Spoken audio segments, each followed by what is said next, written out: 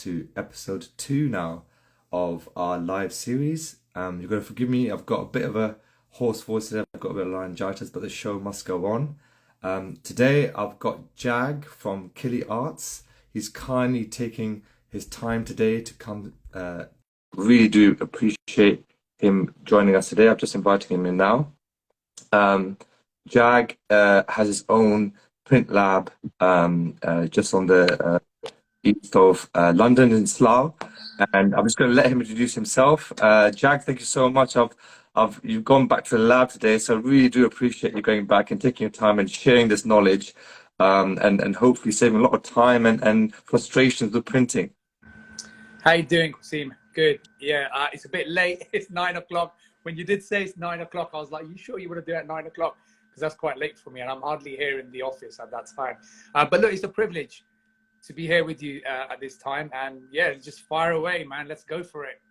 Yeah, and I guess the first bit is a bit about you. I think one of the main things for me that attracted me to your lab, I just want to say, Jag is not paying me anything for anything at all. This is our love. I mean, because he really helped me out, and really I kind of given up on printing. So, you know, and he's been so useful and given me so much advice that I thought I'd get him on here because I think he gives some really valuable advice. So, Jag has got a photographic background. I think that makes a massive difference because he has that insight really to the problems that we face coming in from our perspective. Absolutely, man. I mean, I own a video photography company. I started off as an event wedding photographer, and then with my brother-in-law, and we went on to create an amazing video photography business. I'll tell you what, one of the challenges we had was when we used to photograph film, was back in the early 2000s, was I knew my exposures, I knew my colors, I knew what I was doing, but the printers would not print our work properly. And these are like labs that would be processing photographs through, you know, the old conventional way. So we were like, you know, really like kind of like, I used to get disheartened because I actually doubted myself that maybe I'm not meant to do this. I'm not a good enough photographer. It wasn't until somebody said to me, you know, guys, how about if you send your photographs to there's be a lab, I think it should be called Lab 35. Don't even think they're around anymore. And they said, send it to them and get them to process your films. And we did. And we got those films back and we're like, damn. Now, and the thing was, speaking to them and telling them the challenges we had, all right, on the phone at that time was something different, because you didn't have internet, you had nothing. You used to put the films in a bag and then post it away to them. And then about 10, 15 days later, you get your processed films, you know, your photographs come back, and then you sift through them and decide which one you're going to put in the album. So, you know, we faced challenges back then, but when we switched to digital, that we knew, you know, look, we know our stuff, we knew colors, we really had to get educated in that space. But what we found was that when we used to send our work to labs, it used to always start off okay, and then we used to see something not going right. The colors are not right. Yeah. We were finding the same situation that we used to find when we used to do the film photography. And I started thinking, you know, something's not right. Something definitely has to be something wrong. And we kind of got fed up, and we said, you know, look, we're in the Asian wedding industry. You know, we do, you know, within the Asian wedding industry, you would end up creating an album for the bride and groom, the girl's parents, the groom's parents, the grandparents, the siblings, and all that kind of stuff. So obviously we used to make canvases, and we realized we got to make not one canvas, we're making 3 or 4 canvases of the bride and groom. And we would place the orders through, and we would actively give people business. But after a few, you know, trials will come back, and you're like hit and miss, thinking, guys, not printing my work properly. What's going on? Got really fed up, and we said, let's just go buy our own printer, and we just print our own canvases, and that's where the story started. And after that, it became one of our top values that we needed to educate anyone in this space and give them the right support. If your file has come through to us, we'll tell you straight away. And you've experienced that with us. If the file comes through us, we will stop. We just don't print it. I had an artist who sent me some artwork yesterday. Bless her. She designed it in InDesign, sent me a PDF and a Tiff file. I printed the Tiff file, and it was all pixelated. Now, I wasn't sure because it was really difficult to tell because it was only A4. But you know what? I didn't charge her. I phoned her up straight away, and I said, listen, I think there's an issue with the artwork. I went into the PDF and realized the PDF was saved in the right way. I went in and converted it, got the right file. The thing is getting that right support is what's really, really Yeah. important. And that's where the story came from. And that's how Yeah, because we're constantly helping. my journey was quite difficult because obviously I was trying to do the wildlife photography. I was trying to get, the engagement, the community on Instagram. As I was doing lots of different things, but the printing was there's always a barrier. And there's lots of different issues. So I'll quickly run through them. Then we'll get to the juicy parts. So first it was a case of, do I buy my own printer or do I not? And what I'm finding was it was a really high upfront cost. So you're looking at £1,000 plus for a 10-bit printer. And then again, you've taken hours of planning, hours of waiting to get this perfect photo. And then when you print it, you're gonna take these shortcuts and not get that perfect print. So then I was like, okay, 8-bit, 10-bit, I'm already spending £600, £1,000, and even then it's not going to reach that professional level that I want to provide for anyone who's willing to get my prints, or prints that I want to put for myself up on my wall. So that was my first issue. Secondly, it's a cost as well. It's the size of the printer. I mean, the Canon 1000 Pro, if you look at it, it's the size of a table. And I think Farah, my wife, would probably had enough of me if all my tech and everything was lying around. So that was another issue. And finally, do I really know what I'm doing? Do you see what I mean? And I think you gave me example the other day where you're talking about just one little error you found on one of your major, your big printers, and you had it all calibrated. So it's not only a way of just buying a printer. You've got to be looking after it. There's cost with replacing the ink. There's a calibration cost as well. So do I really know what I'm doing? And actually, I just want to be focused on the printing and get that bit of guidance to profile, which we'll come back to in a bit. And that's where I came to you. Do you know, it's interesting, isn't it? So I actually started in the way you thought, that I thought I'll go and buy on my own printer and start doing my own prints. But we only lasted, I think, about 6 months, less than a year, before we had to sort of say we need. People started asking us. So I said, I gotta serve. I gotta help people. People need to be helped in this area because people out there creating some amazing photography, but their work needs to be printed as best as possible. So let's just decide now.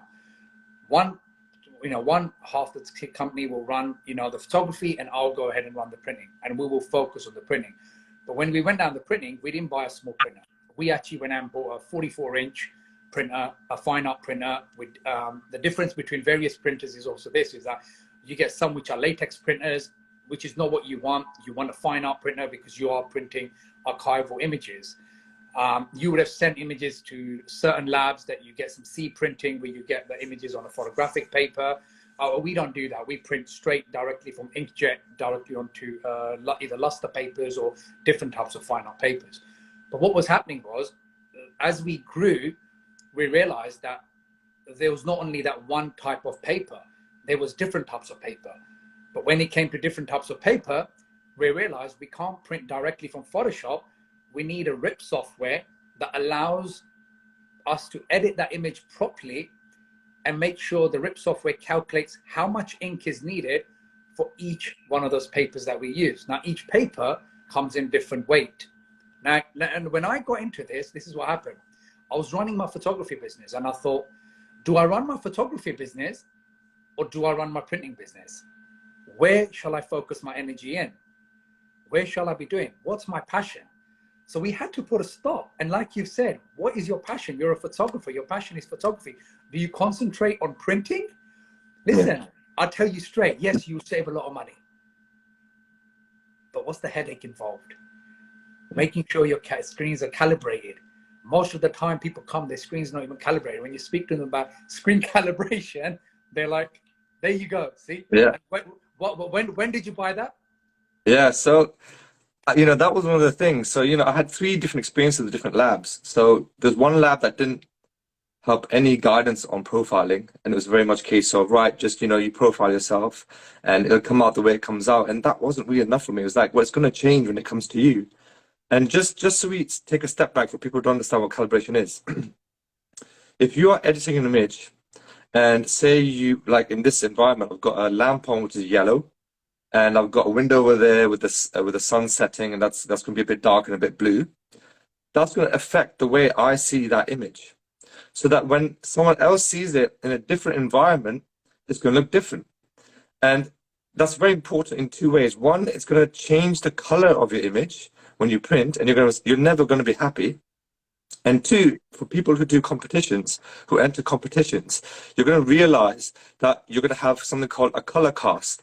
So when I calibrated my monitor, I realized actually all this time for the last 5 years, I've had a yellow, a warmer color cast. And I just thought, oh my goodness, all those times I entered a competition or I printed something and it wasn't quite right, it's because of this. And just imagine the little tweaks that we do for printing, and we come back and we look at it upside down, we finally get there only for it to send off and it goes completely off. I came to you and up to that point, I thought, who needs calibration? You're only talking about bit here and there. And most of these guys, they say, okay, put it on a printer. So my second experience was, right, just do whatever you want. Don't worry about calibration. Send it to us and we'll calibrate for you. And again, I was getting images that were just too warm and the magentas were off and I just was not happy. And then what interesting happened with you was, first of all, you said, Qasim, do you calibrate? I was like, yeah, sure, yeah. He said, no, Qasim, do you calibrate? And then I said, oh, yeah, okay, no, I don't. My screen's calibrated though. And I was like, yeah, that's not the same, mate. So then, you guided me in this. I mean, this is just a Data Color Spider X Pro, which I got. And you stick it on your monitor and it kind of measures the light and the temperatures that are coming from the ambient surroundings, and it changes your monitor colors so that actually wherever you are, that color is not going to look the same. So whatever I see, I'm going to print. And that's what happened. That was the first kind of step really, where I thought, okay, well, I've got this great help here. And he's invested a lot of time in me. Thank you, Jag.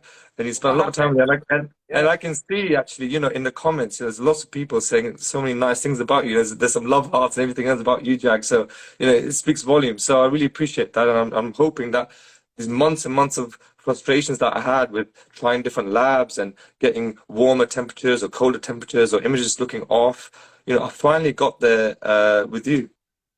Qasim, explain to everyone, when you calibrated your monitor, you sent me your files, I printed them, and I sent them back to you. When you opened them, what was your emotions? What were your experience? So it's interesting because if those who've been following me, as you know, one of the Fox images is the one that won me Wildlife of the Year.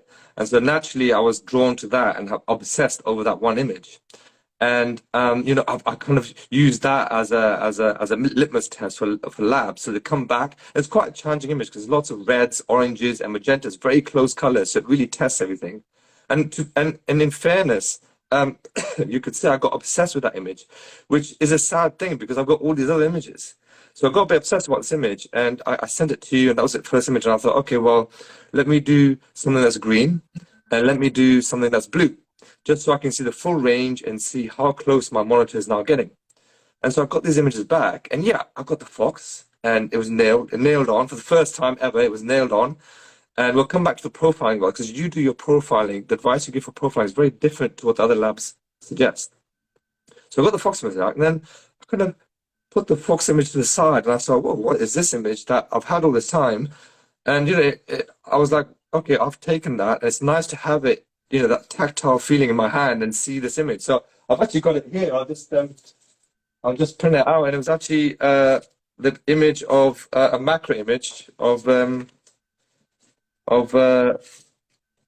silver-studded butterfly. So this is it. There you go. And obviously this compressed video is not going to do it justice, but the colors are perfect. They pop, they're vibrant, the details, the macro shots, the stack shot is super detailed. You want to see every fine hair of the butterfly. It's all there. It's all there. And you kindly gave me a different set of papers to look at. And what the other thing you want is a bit of guidance. Sometimes some of the labs that I've experienced, they kind of say, right, well, here's your choice.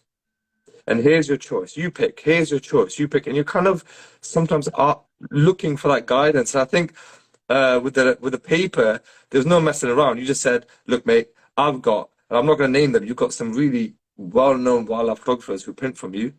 I can't name them, but I assure you they're very popular and very well-known. One individual as well, world-known, world name. Anyway, and you just said to me, Qasim, just don't mess around. Just get this paper. And, I appreciated that. Sometimes choice is good. Sometimes you need someone who's got experience, who's dealt with the same similar genre of photography to just say, look, just do this paper. And I'm glad you said that because there's so many types. Absolutely. You know, we don't keep a huge selection of papers. We keep the most three popular ones. You know, we work with we've got the forest feed, we've got the Canson, we've got the Hanamula, we've got the textured one, we've got a smooth paper. When somebody comes, and you guys understand, because of my background, because I wasn't getting that advice, and you're right, people just say, here's a choice, you choose. But when you're not sure, you just want someone to be able to say, hey, listen, I'm telling you, I've just seen your work. And if anybody is, you know, here listening and who's dealt with me before, the first thing I say is, can I see your work? Just so I can understand what's your art, what is it you're doing? As soon as I see it, I'm then able to direct them to the type of paper they should be using. And I'll say to them, look, you're more than happy, you know, wasting money, spending different samples. But I'm telling you, this is the paper you're going to go for. And I can tell you this now, I've never had anybody come back, maybe one person who changed the paper from a smooth, slightly the thinner one to the thicker one. From 225, they went to the 310 GSM. But normally I'm spot on the paper because it's as soon as I see it, I think I'll do a disservice to the community, to what I do, if I just leave them to and say, no, actually just print it on this. And Yeah. it ain't going to be the best. People So want the best. So we've got two questions. So Adam is asking about soft proofing, and we're going to come to this actually. So what I referred to earlier was the different advice that I got from you. So from a well-known other lab, they said, don't worry about it, just send us the image. And what we will do is use our profiles we have for the paper and we'll print it out. And I got the three different papers and they all look different. All three papers, the colors look different. And I thought, well, there's something not quite right here. And then there's an issue with customer services. And I just gave up with that lab. Interestingly, what you said to me, and this is how I soft proof, is in Lightroom, you click the soft proof button, you press Y, and then you can, at the bottom left, show the master copy. So then you have your master copy on your left, and you have your soft proof image, what would look like printed. Now, when you calibrate, what happens is what you want is you create a profile. That's a snapshot in time. Yeah.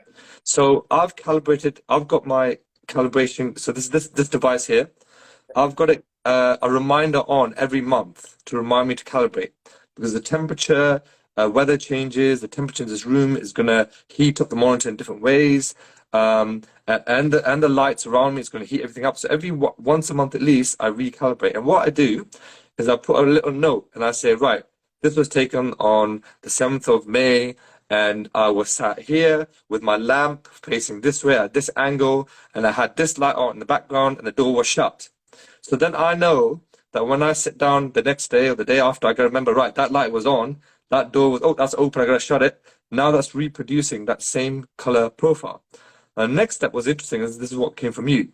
You said, don't pick the paper profile, just pick the profile that your calibration machine has you put the settings as. So when I now soft proof, I've got my original image on the left, the right is now soft proof, and the colors will slightly go off, but not that much. You just do minor corrections. And this is what's funny, because when I was doing it with the papers, it would change massively.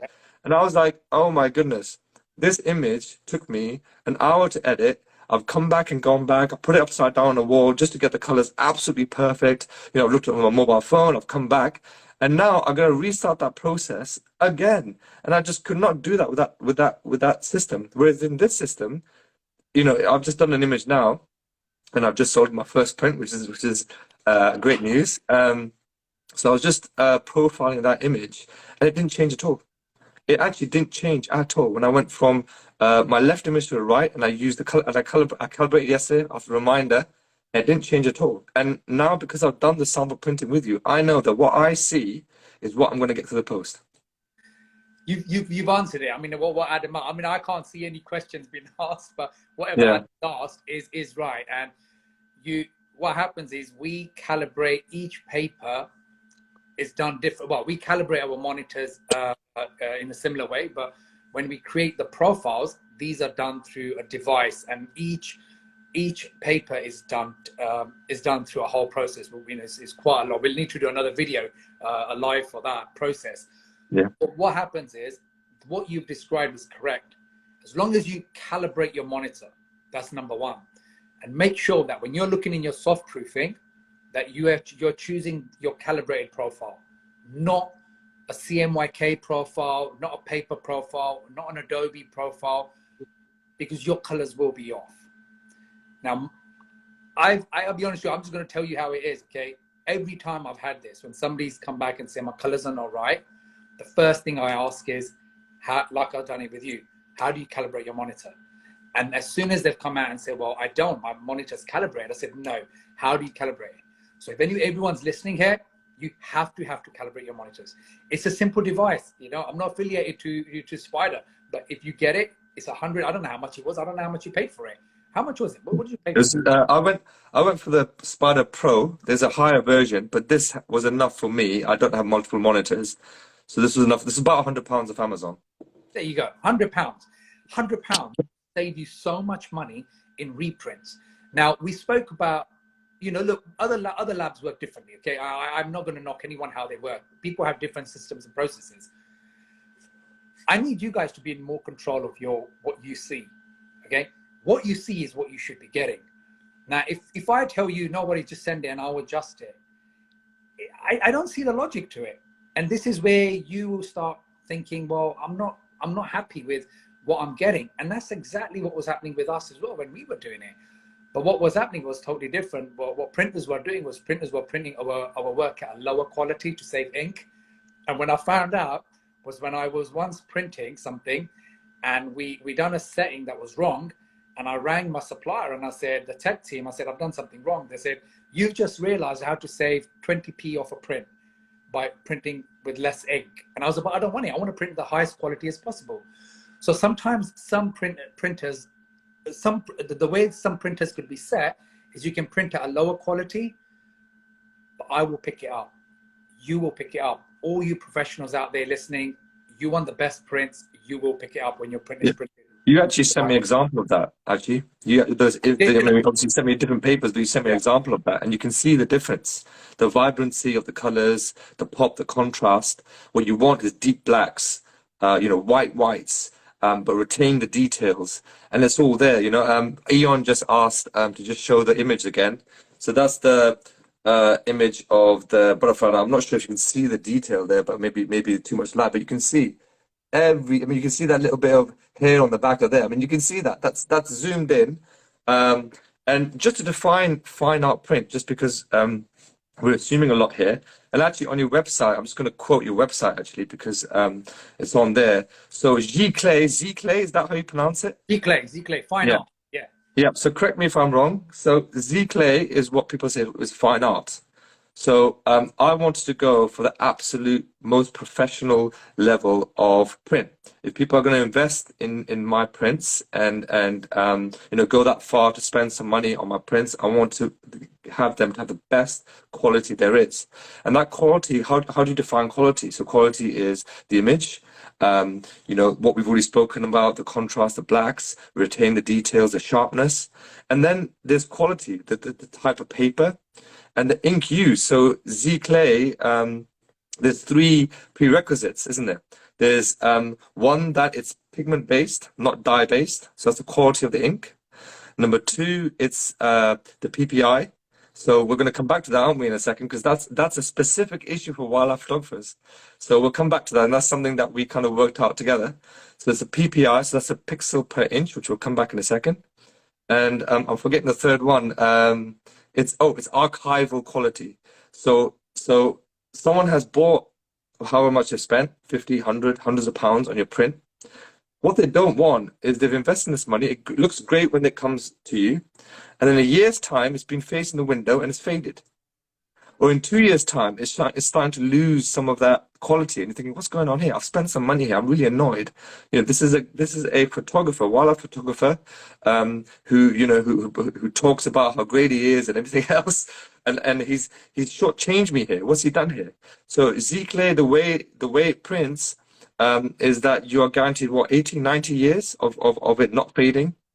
you know, 80 plus, to be honest. By the time you've used an archival mount, art glass, which is your AR-70, AR-90, like the museum grade glass, you can take your print to last a very, very long time, for generations to come. That's the truth. So, you know, if you're going to be adding value, you got to always ask yourself, how much value are you adding to your print? How much value do you add in your photography? You buy expensive kit. You're spending a lot of time in editing, creating amazing stuff. You now got sold a print.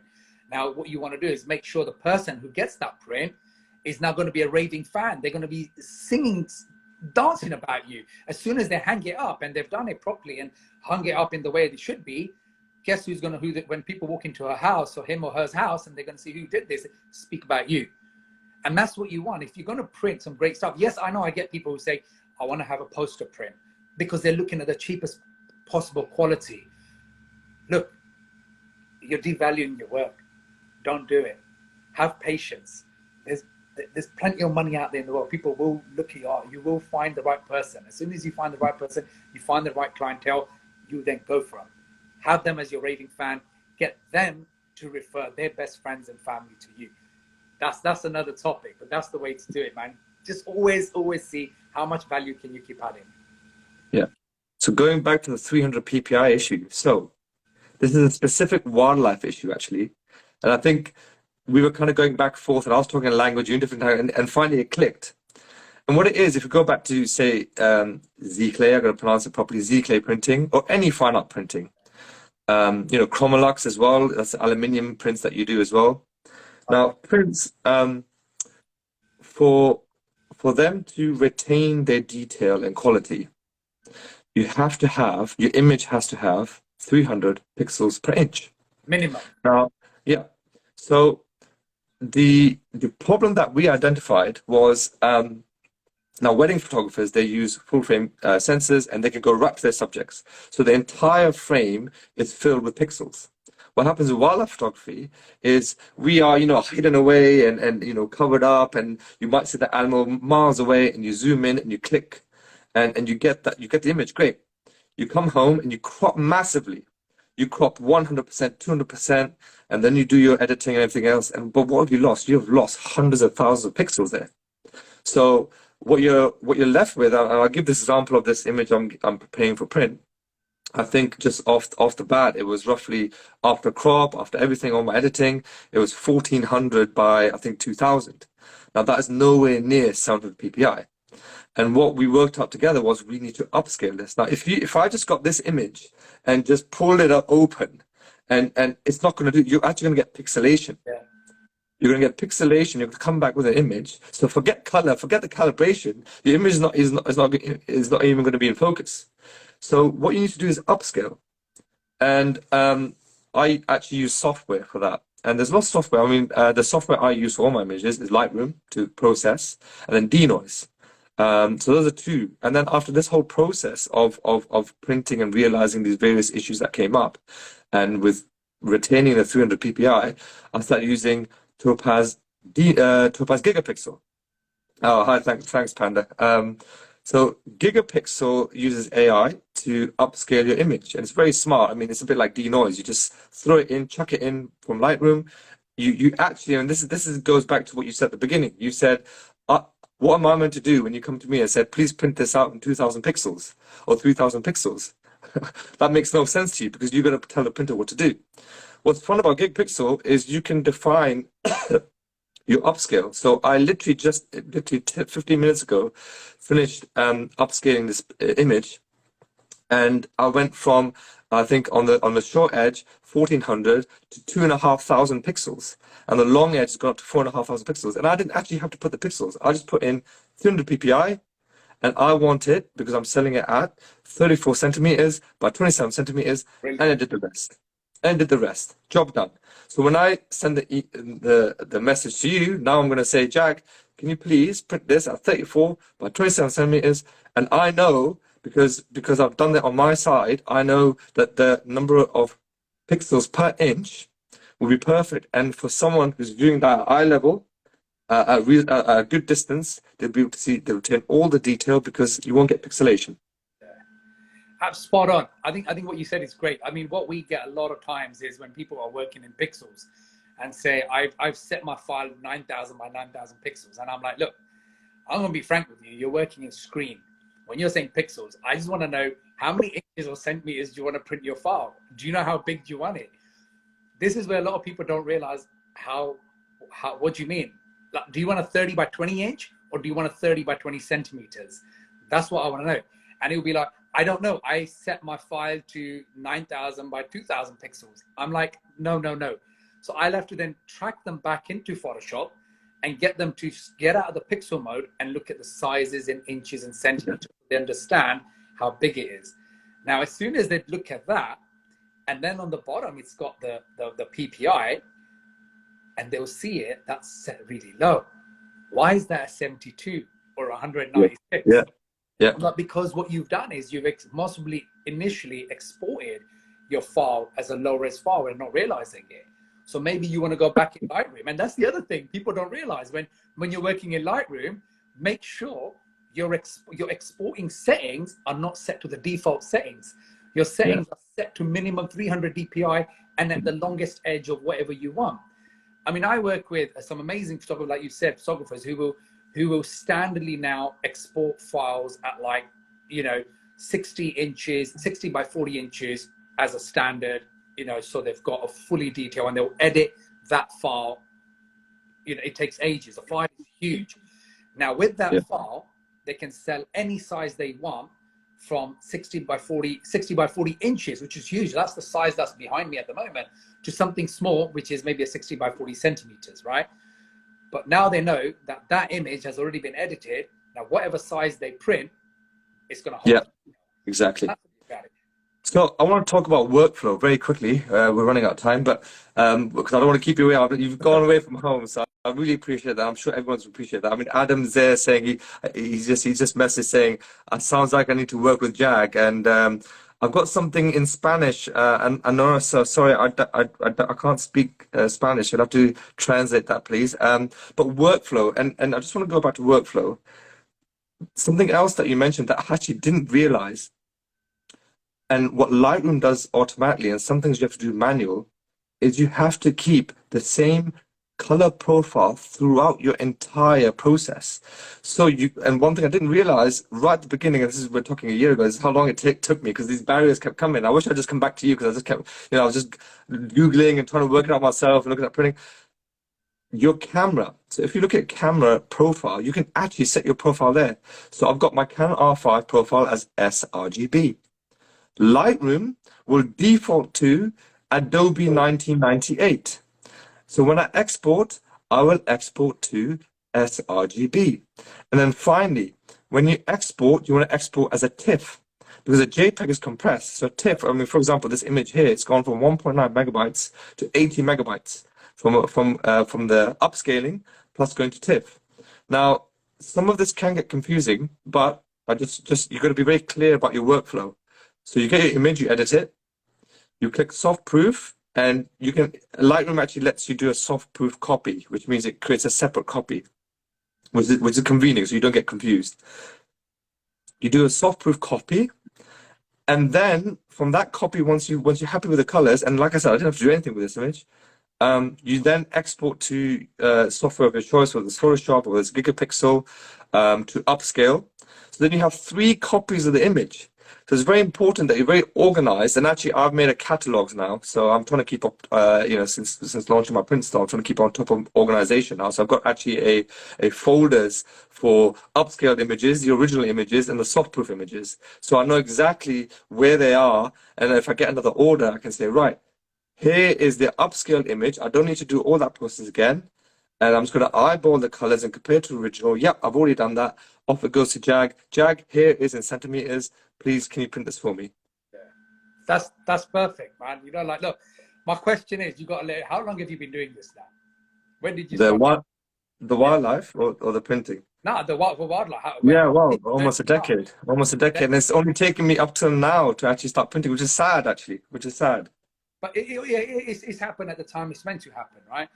Yeah. But the good thing is, you've learned so much over that time.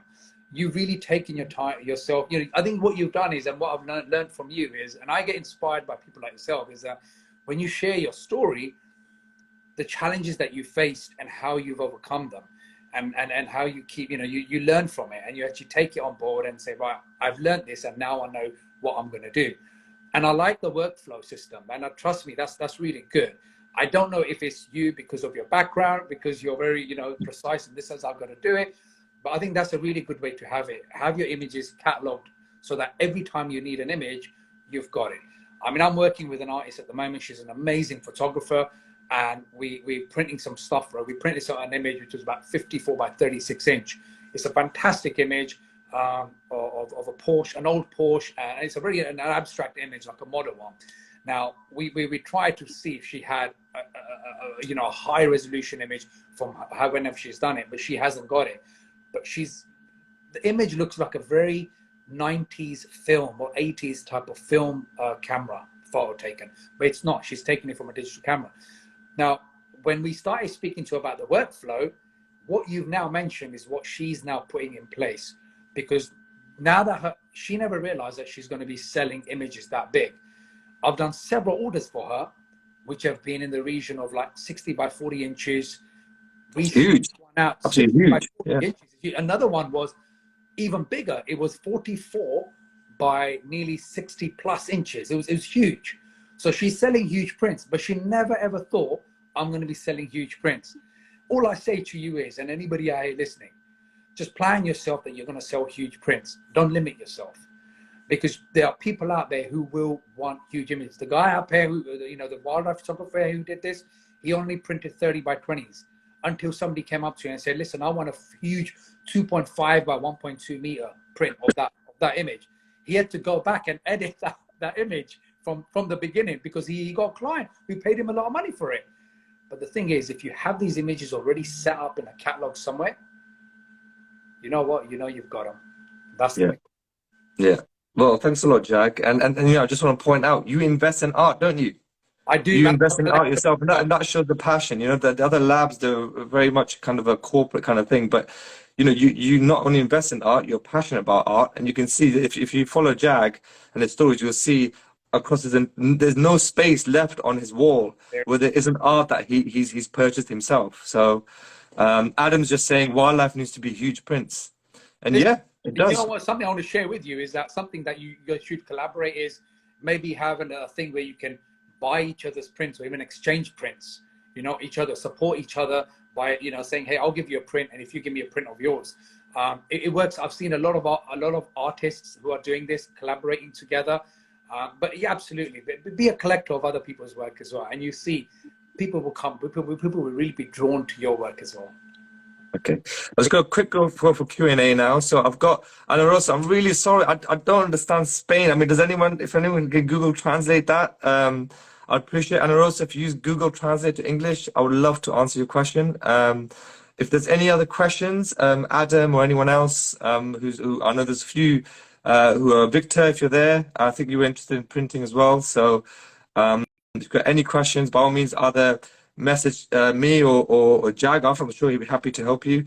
I'll put you in there, Jag. And I'll just give it a few seconds. But Jag, really appreciate it. You've gone out of your home in your evening back to the lab to spend some time and share this knowledge, which is, to be honest, this is a 30-minute masterclass squeezed in. So, you know, this is stuff that's taken me 2 years of umming and ahhing, hitting a wall, waiting, going back, and I think you've got a voice recording of me where I just said to you, mate, listen, I just need your help, mate. I think it's a pathetic voice, but I was really struggling. I was really fed up, and I said, look, I've tried this, I've tried that. This is what this lab. Can you just help me out? And you gave me the A to Z. I just followed you, and here I am. I'm printing stuff. I've got a print page. So Anthony is saying, great information. Thank you. So thanks a lot. Jag, just a quick one. Go on. Go ahead, sorry. You know, like, you're hosting this space, and I know I'm one of the people you've interviewed. You know, you did the guy from South Africa last week. That was a great interview. And I was listening to it, and I listened to the stuff that was, you know, you spoke about the whole travel, what you travel with. But I think what you're doing is you're doing great. and you should carry on doing this and keep interviewing people. You want me back here again, you know, you want to speak to any other of my people I work with, you're more than welcome, seriously. And I think it's applause to you for actually holding this space. Thank you. Thanks, Jag. Really appreciate it. Maybe we'll get you back for some marketing tips. Cool, But just very quickly, if people are interested in any of the Topaz software Dinos or anything like that, I'm an affiliate. I can get 15% off. So just text me. That's my little plug. I do all this for free. This is, you know, I don't get paid for anything of this. This is on my own time. Just trying to build communities, build conversations, drive debate, and progress together. So thanks for your time. I hope you enjoyed that. And thanks a lot, Jag. Really appreciate it. And we'll speak soon. Okay. Take care, brother. See you later. Okay. Take care. All right. Bye-bye.